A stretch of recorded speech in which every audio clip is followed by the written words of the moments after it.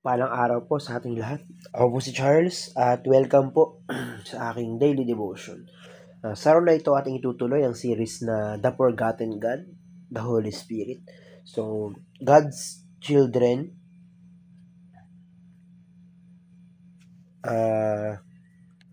wait lang.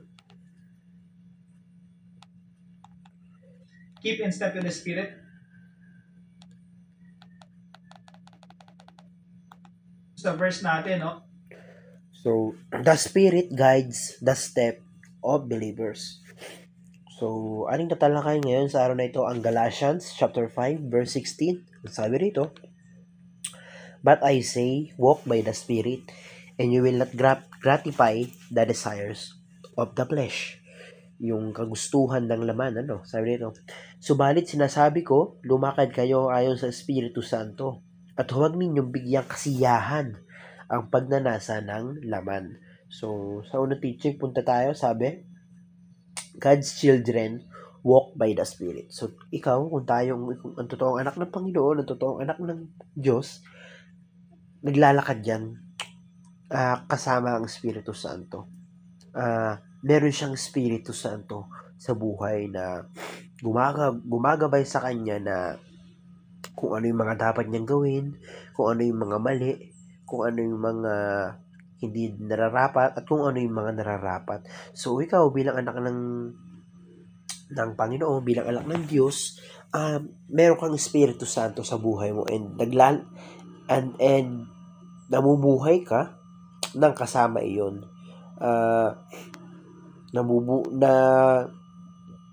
Nabubuhay ka and kasama siya sa mga desisyon mo sa buhay. So, sa ikalawang teaching, punta tayo. God's children do not gratify the flesh. So, ang totoong anak ng Diyos, ikaw na anak ng Diyos, dapat hindi mo binibigyan kasiyahan yung laman mo o yung tawag ng laman mo. Sa ating buhay kasi, meron yung parang merong paglaban. Merong nagaganap na laban between sa laman mo, sa tawag ng laman mo at sa Espiritu Santo. So, dapat hindi mo hinahayaang manalo yung tawag ng laman na yon or yung kagustuhan ng laman na iyon. So, God's children do not gratify the flesh. Hindi mo pinagbibigyan. Hindi mo hinahayaan o hindi mo siya binibigyan kasiyahan yung tawag ng laman mo. Dapat palaging nananalo yung Santong Espiritu sa mga laban mo sa buhay. Sa mga laban dyan sa sarili mo. So, sa ikatlong teaching, punta tayo. God's children live a spirit-filled lifestyle. So, tayong mga anak ng Diyos, ikaw na anak ng Diyos, namumuhay tayo ng may Espiritu Santo sa buhay natin. Namumuhay tayo na yung Espiritu Santo, yung pamumuhay natin, kumbaga parang Espiritu Santo ang naghahari sa buhay natin na hinahayaan natin siya yung mamuno, hinahayaan natin na siya yung mamuno, siya yung mag-lead, siya yung manahan sa ating puso at sa ating buhay at sa lahat ng ating mga ginagawa. So, God's children live a spirit-filled lifestyle. So, sa application, punta tayo. Paano ka ba natin ito may apply sa ating buhay? Sabi dito, keep in step with the Spirit. So, keep in step. Dapat maging kasama natin yung Spirit. Dapat lagi lang tayo, hindi tayo mapahiwalay sa Espiritu Santo dahil siya yung talaga siya yung tumutulong sa atin para mapunta sa tamang daan Siya yung lumalaban doon sa mga tawag ng laman, and siya yung tagatimbang or siya yung tagapagpigil sa atin na gumawa ng mga bagay na masama or yung mga bagay na makamundo.